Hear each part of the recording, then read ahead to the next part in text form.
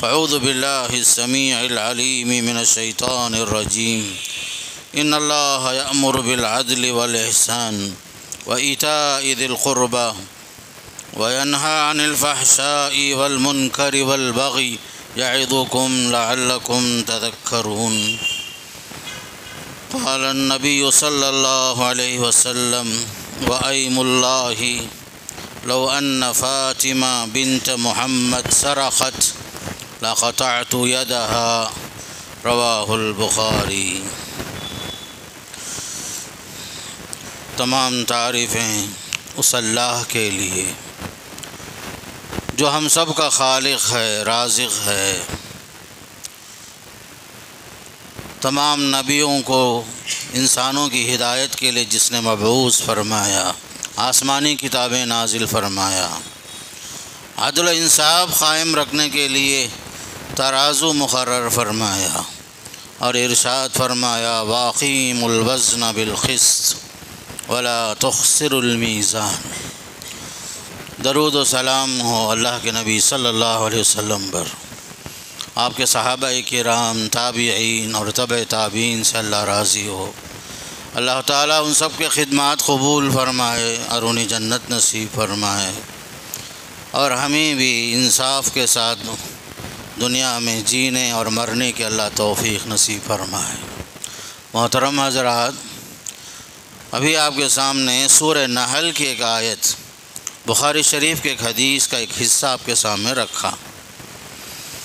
آیت میں اللہ کا پیغام یہ ہے، مفسرین نے لکھا ہے تفسیر میں، سورہ نحل کی آیت سب سے جامع آیت ہے، جس کے اندر احکامات کو اللہ نے 6 باتیں جمع فرما دیا۔ ایک آیت کے اندر 3 باتوں کا تعلق اچھے اخلاق سے ہے، 3 باتوں کا تعلق بری عادتوں سے متعلق ہے۔ اللہ کا فرمان ہے ان اللہ یأمر بالعدل والإحسان، بے شک اللہ حکم دے رہا ہے عدل و انصاف قائم کرنے کا، قرابت داروں رشتہ داروں کا حق ادا کرنے کا اور احسان کرنے کا، اور اللہ تمہیں منع کرتا ہے، روکتا ہے بے حیائی کے کاموں سے، برے کاموں سے اور ظلم سے، زیادتی سے۔ تمہیں نصیحت کر رہا ہے تاکہ تم نصیحت حاصل کر لو۔ اللہ کے نبی علیہ السلام نے ایک موقع پر فرمایا، قسم خدا کی اگر فاطمہ بنت محمد بھی اگر چوری کری، اگر اس نے چوری کیا ثابت ہو جائے تو میں اس کا ہاتھ کاٹ دوں گا۔ دین کی جو خصوصیات ہیں اس میں سب سے اہم خصوصیت انصاف قائم کرنا، عدل قائم کرنا، اپنی ذات کے ساتھ انصاف، بیوی بچوں کے ساتھ انصاف، معاشرے میں انصاف، چھوٹے بڑوں کے ساتھ انصاف، سوسائٹی میں جیتے ہوئے بھی ہر جگہ میں حق بات بولنا، سچ بولنا، سچائی پہ قائم رہنا، عدل قائم کرنا، یہ دین کے امتیازی شانوں میں سے ایک اہم شان ہے۔ خود اللہ کا حکم ہے کہ عدل قائم کرو، انصاف قائم کرو۔ عدل کا مطلب ہوتا ہے حقدار کو حق دینا، ہر حقدار کو اس کا حق دینا، کسی کا حق نہیں مارنا، ظلم نہیں کرنا، زیادتی نہیں کرنا، افراط اور تفریط سے بچنا، جس کا جو حق ہے اسے اس کا حق دینا، ماں باپ کو ان کا حق دینا، بیوی کو ان کا حق دینا، بچوں کو ان کا حق دینا، قرابت داروں کا حق باقاعدہ تسلیم کرنا، حق دینا، یہ سب جو ہے عدل کے معنی میں آتے ہیں۔ حقدار کو حق دینے کا نام عدل ہے۔ اسی کی وجہ سے زمین اور آسمان قائم ہے۔ اللہ کا حکم ہے وَإِذَا حَكَمْتُمْ بَيْنَ النَّاسِ أَن تَحْكُمُوا بِالْعَدْلِ، جب تم لوگوں کے درمیان فیصلہ کرو انصاف کے ساتھ فیصلہ کرنا۔ اللہ کے رسول علیہ السلام نے فرمایا 3 طرح کے قاضی ہوتے ہیں۔ پہلا قاضی وہ ہوتا ہے جو حق کو جانے بغیر ناحق فیصلہ کرتا ہے، وہ جہنمی ہے۔ دوسرا قاضی ہے علم حاصل نہیں کیا، عدل و انصاف قائم نہیں کیا، لوگوں کو ہلاک کر دیا لا علمی میں، جہالت میں، وہ بھی جہنمی ہے۔ تیسرا قاضی وہ ہے جو جنتی ہے، جو حق کے مطابق فیصلہ کیا، حق پر چلا، حق کے مطابق فیصلہ کیا، وہی قاضی جنتی ہے فرمایا صلی اللہ علیہ وسلم۔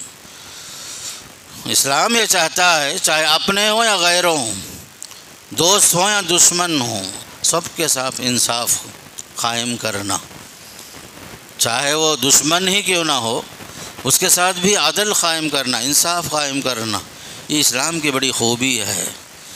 فرمایا یا ایھا الذین آمنوا کونوا قوامین بالقسط شہداء للہ ولا یجرمنکم شنآن قوم علی الا تعدلوا۔ تمہیں جو ہے دشمنوں کی دشمنی اس بات پر آمدہ نہ کرے کہ آپ انصاف کا معاملہ ان کے ساتھ نہ کر سکو، ایسا نہیں ہونا۔ دشمن اپنی جگہ، جہاں معاملہ حق کا آ جائے، فیصلے کا آ جائے تو عدل قائم کرو، انصاف قائم کرو، یہ اسلام کی سب سے بڑی خوبی ہے۔ حضرت عمر فاروق رضی اللہ تعالیٰ عنہ کے بھائی زید بن خطاب کو جو ہے کسی نے قتل کر دیا، قاتل سامنے موجود تھا، تو حضرت عمر فاروق نے فرمایا قسم خدا کہ میں تم سے محبت نہیں کر سکتا، تم میرے بھائی کے قاتل ہو، میں تم سے محبت ہرگز نہیں کروں گا۔ زمانہ گزرا، پھر وہ قاتل اسلام میں آ گیا، مسلمان ہو گیا۔ پھر اس قاتل نے پوچھا حضرت عمر سے کیا آپ اب بھی مجھ سے نفرت کریں گے، مجھ پہ دشمنی رکھیں گے، کیا آپ مجھے میرا حق نہیں دیں گے چونکہ میں آپ کے بھائی کا قاتل ہوں؟ تب فوراً حضرت عمر نے فرمایا کہ نہیں، مجھے تمہارے سے حق قائم کرنے میں، انصاف کرنے میں کوئی چیز رکاوٹ نہیں بنے گی، اگرچہ کہ تم میرے بھائی کے قاتل ہو، حق ہی ہے، چاہے تم میرے بھائی کے قاتل کیوں نہ ہو۔ یہ معاملہ ہے۔ آپ صلی اللہ علیہ وسلم کے زمانے میں بھی بہت سارے واقعات پیش آئے، آپ صلی اللہ علیہ وسلم نے حق کو قائم رکھا، انصاف کو قائم رکھا۔ وہ زمانے میں آپ صلی اللہ علیہ وسلم کے دور میں ہی بنو مخزوم کی ایک عورت، شریف خاندان کی، بڑے گھر کی ایک عورت چوری کر دی۔ چوری کا کیس آپ کے سامنے پیش ہوا۔ اب صلی اللہ علیہ وسلم نے فرمایا کہ ہم اللہ کا حد نافذ کریں گے، چور کا ہاتھ کاٹیں گے۔ قریش کے سردار پریشان ہوئے، کہا جو ہے یہ بڑے گھر کی عورت ہے، پہلی بار چوری ہوئی ہے، چلو اللہ کے رسول سے سفارش کرنے کے لیے کسی کو تلاش کریں گے۔ آخر کار اسامہ بن زید رضی اللہ عنہ جو اللہ کے رسول کے بڑے چہیتے تھے، بہت چاہتے تھے، حب رسول کہتے تھے ان کو جو ہے منوا لیے قریش کے سردار، کہا جاؤ جا کر کے بولو کہ بڑے گھر کی عورت ہے، ہاتھ کاٹنے کے بجائے کوئی اور فیصلہ کر دیا جائے، اس عورت کا ہاتھ نہ کاٹا جائے۔ حضرت اسامہ بن زید سیدھے سادے آدمی گئے، بولے یا رسول اللہ صلی اللہ علیہ وسلم، یہ قریش خاندان میں بنو مخزوم کی شریف عورت ہے، بڑے گھر کی عورت ہے، چوری کر دی، آپ جو ہے اس کے معاملے میں سفارش کرنے کے لیے آیا ہوں۔ تو اللہ کے رسول کا چہرہ مبارک بہت سخت جو ہے غصے کی وجہ سے سرخ ہو گیا، سخت ناراض ہوئے۔ پھر آپ غصے میں بولے کیا تم اللہ کے حدود میں سفارش کرنے کے لیے آئے ہو؟ جو اللہ کا قانون ہے اس قانون کو نافذ کرنے کے لیے میں بیٹھا ہوں، تم سفارش کرنے آ گئے ہو۔ پھر آپ نے فرمایا یہی حالت تھی تم سے پہلے کے لوگ جو تباہ ہوئے، برباد ہوئے، وہ لوگ جو ہے امیروں، مالداروں، شریفوں کے ساتھ ایک سلوک کرتے تھے، ان کے اوپر اللہ کا حکم نافذ نہیں کرتے تھے، غریبوں کے ساتھ، چھوٹے طبقے کے ساتھ، مسکینوں کے ساتھ حکم نافذ کرتے تھے، اللہ کا قانون نافذ کرتے تھے۔ پھر فرمایا کہ دیکھو یاد رکھ لو، چوری کرنے والی چاہے میری بیٹی فاطمہ بھی ہو، یاد رکھ لو، میں اس معاملے میں یہ نہیں دیکھوں گا کہ میری بیٹی ہے، میں سب سے پہلے اس کا ہاتھ کاٹوں گا۔ تو اس کے بعد حضرت اسامہ بن زید بہت شرمندہ ہوئے کہ کیوں میں جو ہے خواہ مخواہ ان لوگوں کی بات میں آ کر سفارش کے لیے چلا گیا۔ ایسا بول کر حضرت اسامہ زندگی بھر پچھتاتے رہے رضی اللہ عنہ۔ اللہ کے نبی علیہ الصلاۃ والسلام مکہ مکرمہ میں ابھی بھی شروعات کا زمانہ تھا، نبوت بھی نہیں ملی تھی۔ مکہ مکرمہ میں بارش ہوئی، سیلاب آ گیا، چونکہ کعبہ جو ہے ڈھلان میں ہے، ڈاؤن میں ہے، وہ زمانے میں سے لے کر آج تک وہی حالت ہے۔ وہ زمانے میں پانی آ کر کھڑے ہو جاتا تھا تو کعبے کی دیوار جو ہے گر گئی، کعبۃ اللہ کی دیواریں گر گئی۔ سیلاب میں وہ زمانے میں بھی لوگ پانی میں تیرتے ہوئے طواف کرتے تھے۔ ہمارے بہت سارے تابعین، سعید بن مسیب رضی اللہ عنہ وغیرہ بھی، اگرچہ کہ پانی کھڑا ہوا رہتا تھا طواف جاری رہتا تھا۔ الغرض معاملہ ایسا ہوا، کعبے کی دیواریں گر گئی، تعمیر جدید کا مسئلہ تھا، دوبارہ ہم بنائیں گے، تو اعلان ہوا کعبۃ اللہ بنانا ہے بھائی، حلال پیسے جتنے بھی ہیں جمع کرو جلدی۔ اس زمانے میں کعبۃ اللہ کی تعمیر کے لیے بھی یہ شرط رکھی گئی، یہ اللہ کا گھر ہے، یہاں حرام پیسہ نہیں چلے گا۔ کعبۃ اللہ کی تعمیر کے لیے حلال پیسے جمع کیے گئے۔ بعد میں حجر اسود کو اس جگہ میں رکھنے کا مسئلہ تھا جہاں حجر اسود موجود تھا۔ قریش کے سرداروں میں لڑائی شروع ہو گئی، ہر سردار چاہتا تھا کہ حجر اسود کو میں رکھوں گا، لیکن معاملہ طول ہوتے گیا، لڑائی جھگڑے کی بات آ گئی۔ آخر کار اللہ کے رسول نے فرمایا کہ ایسا کرو، کل صبح میں جو سب سے پہلے حرم شریف میں داخل ہو اس کے حوالے کر دیا جائے، وہ جو فیصلہ کرے گا وہ اس کا فیصلہ صحیح مانیں گے۔ آخر کار لوگوں کی بات تھی یا اللہ کے رسول کی بات تھی، آخر کار لوگوں نے اتفاق کر لیا۔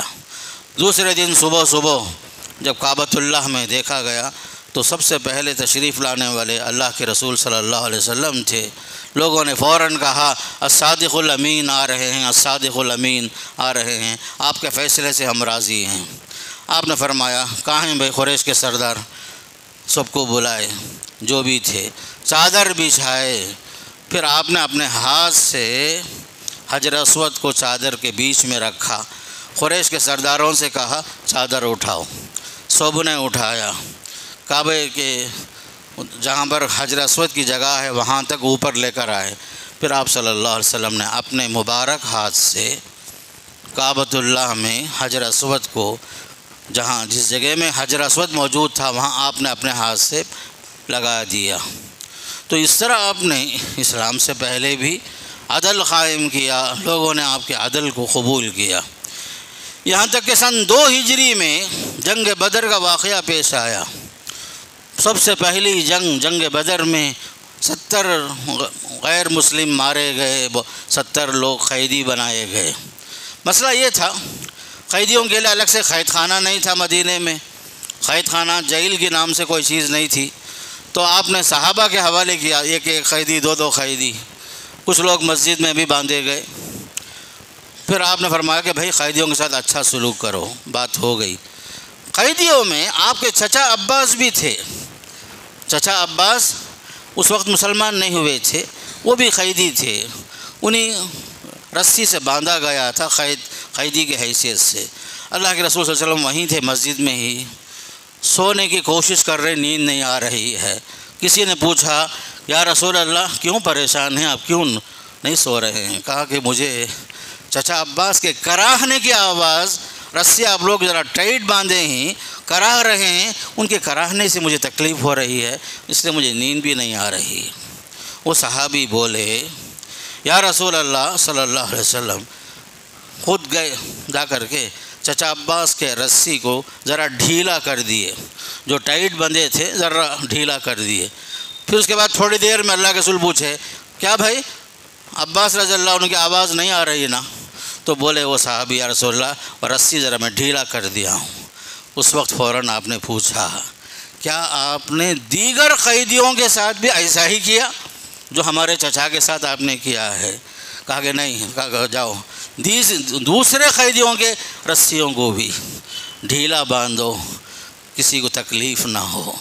آپ نے یہاں بھی عدل کو قائم رکھا، انصاف کو قائم رکھا۔ جنگ بدر ہی کا واقعہ ہے۔ رسول اللہ صلی اللہ علیہ وسلم صحابہ کو جنگ سے پہلے صف میں لائن سے کھڑائے ہیں۔ ایک صاحب سواد نام تھا، سواد ان کا نام تھا، لائن میں کھڑنے کے بجائے ایک قدم ذرہ آگے آگے ہیں۔ تو حضرت سواد کو اللہ کے رسول اپنے ہاتھ میں جو نیزہ کا کوئی حصہ تھا، نیزہ ہاتھ میں تھا، اپنے نیزے سے ان کے پیٹ کو ذرا چبا کر بولے بابا ذرا پیچھے ہٹو۔ فوراً سواد بولے یا رسول اللہ آپ نے مجھے تکلیف دے دیا، اوجعتنی، حدیث کے الفاظ ہیں، آپ نے مجھے تکلیف دیا، میں آپ سے قصاص لینا چاہتا ہوں، قصاص لینا چاہتا ہوں، بدلہ لینا چاہتا ہوں۔ تب بولے اللہ کے رسول ہاں میں تیار ہوں بھائی، مجھ سے بدلہ لے لو۔ تو وہ صحابی بولے جب آپ نے مجھے پیٹ میں چبایا تو اس وقت میرا پیٹ بالکل کپڑے سے خالی تھا، آپ کے پیٹ کے اوپر کپڑا ہے، میں کیسے جو ہے آپ سے بدلہ لے سکتا ہوں۔ پھر آپ نے اپنا چادر ہٹایا، اتنے میں وہ صحابی آپ کے پیٹ سے چمٹ گئے، چمٹ کر بولے قسم خدا کی میرا بدلہ لینے کا ارادہ نہیں تھا، چونکہ آپ کو معلوم ہے ہم جنگ میں جانے ہیں، ہو سکتا شہید بھی ہو جائیں، یہ آخری وقت ہو ہمارا، میں چاہ رہا تھا شہادت سے پہلے میرا جسم آپ کے جسم سے لگے، اس لیے میں آپ سے محض بدلہ لینے کے واسطے قصاص کا مطالبہ کیا، ورنہ آپ سے بدلہ لینا مقصد نہیں تھا۔ اللہ اکبر۔ صحابہ کرام رضوان اللہ علیہم ایسے ہی تھے، آخر کار آپ صلی اللہ علیہ وسلم اپنے ہر معاملے میں آپ نے اپنے لیے کوئی برتری نہیں پسند کیا، جنگوں میں برابر شریک ہیں، سفر میں برابر شریک ہیں، کوئی جو ہے اپنے لیے امتیازی شان نہیں ہے، میں رسول اللہ ہوں، خاتم الانبیاء والمرسلین ہوں، میں نبیوں میں افضل ہوں، اس طرح کی کوئی چیز نہیں، معاشرے میں ہیں، سوسائٹی میں ہیں، سب کے ساتھ برابر، اپنے لیے بھی برابر۔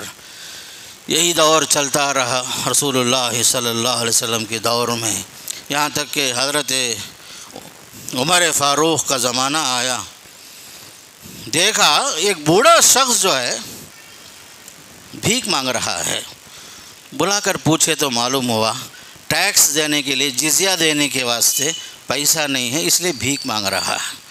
تو فوراً حضرت عمر بولے رضی اللہ عنہ یہ کیسا انصاف ہو سکتا ہے کہ ہم اس کی جوانی میں بھی ہم اس کا ٹیکس لیتے رہے، جب بڑھاپے میں وہ کمانے کے لائق نہیں ہے، وہ بھیک مانگ رہا ہے، یہ تو مناسب نہیں ہے۔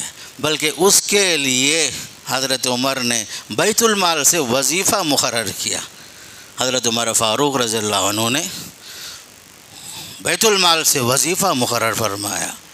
اسلامی تاریخ یہی ہے ہماری، عدل انصاف، عدل انصاف، یہاں تک کہ آپ اپنی بیویوں کے درمیان انصاف کرتے تھے، برابر سب کی باریوں کا لحاظ کرتے، آج حضرت عائشہ کے پاس، کل فلاں کے پاس، فلاں زینب کے پاس، فلاں اسماء کے پاس، ایسے ہی یہاں تک کہ وفات کی رات، وفات سے پہلے جب بیمار ہوئے تب آپ نے سب سے اجازت لی، کہا کہ میں حضرت عائشہ کے گھر میں رہنا چاہتا ہوں، اجازت چاہتا ہوں آپ لوگوں سے، آپ نے اجازت دی، تمام نے اجازت دی، تب چل کر کے اللہ کے رسول صلی اللہ علیہ وسلم آخری دن، آخری مرحلہ مرض الموت، یہ جو آخری مراحل تھے، حضرت عائشہ رضی اللہ عنہ کے گھر میں اجازت سے، دیگر بیویوں کی اجازت سے آپ حضرت عائشہ کے گھر میں وفات پائے صلی اللہ علیہ وسلم۔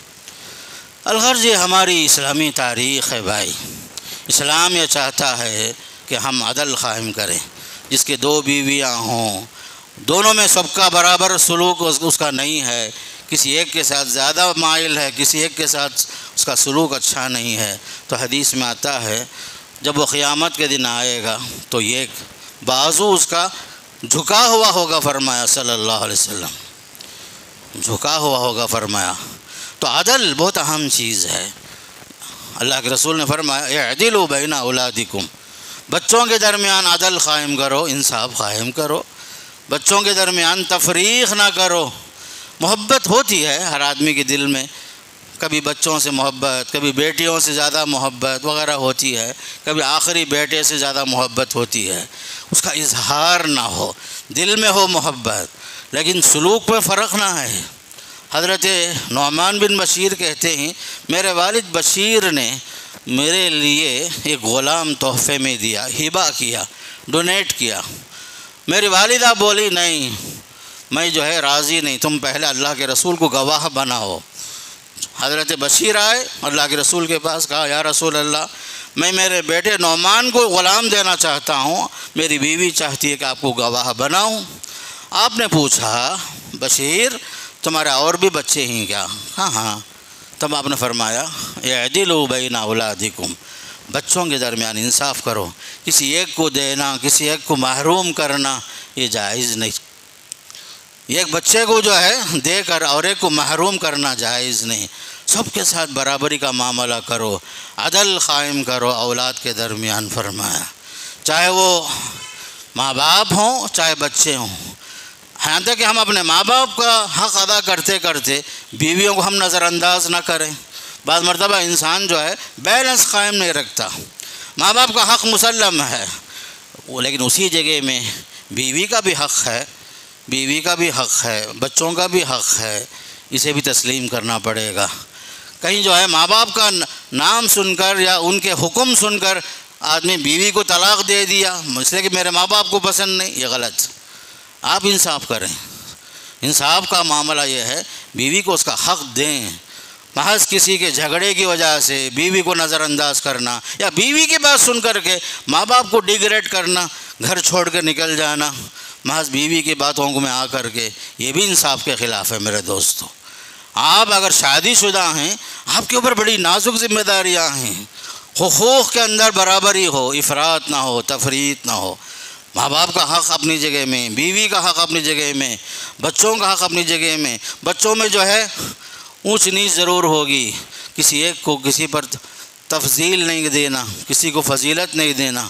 بعض مرتبہ ہم کیا سمجھ جاتے ہیں، بیٹوں کو بڑی اہمیت سمجھتے ہیں، نہیں، بیٹا ہو یا بیٹی ہو سب ہمارے لیے آنکھوں کے نور نظر ہیں، نور چشم ہیں، ان سب کے ساتھ اچھا سلوک کرنا۔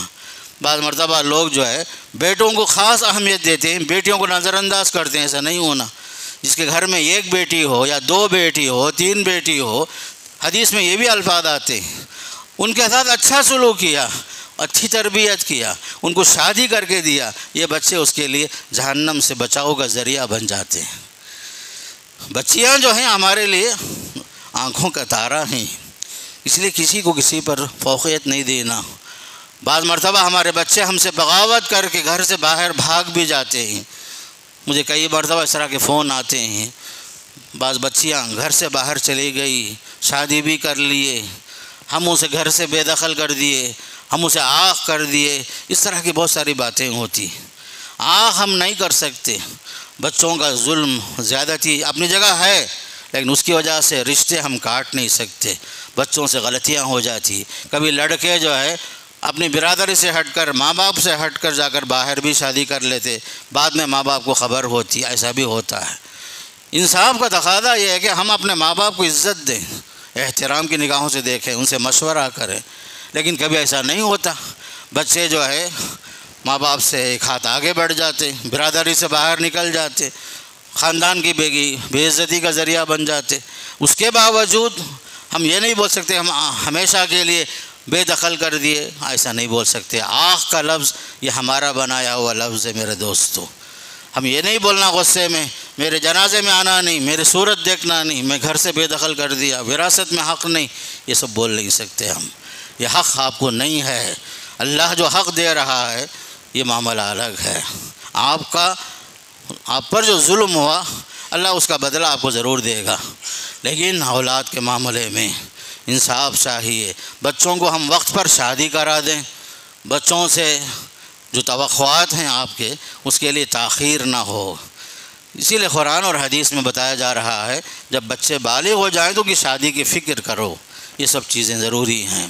عدل و انصاف، اگر آپ استاذ ہیں بچوں کے ساتھ، طلباء کے ساتھ، سب کے ساتھ برابری کا سلوک، یہ فلاں ہم زبان ہے، ہم وطن ہے، یہ سب تفریق نہیں ہونا بچوں کے اندر، عدل انصاف وہاں بھی قائم ہو۔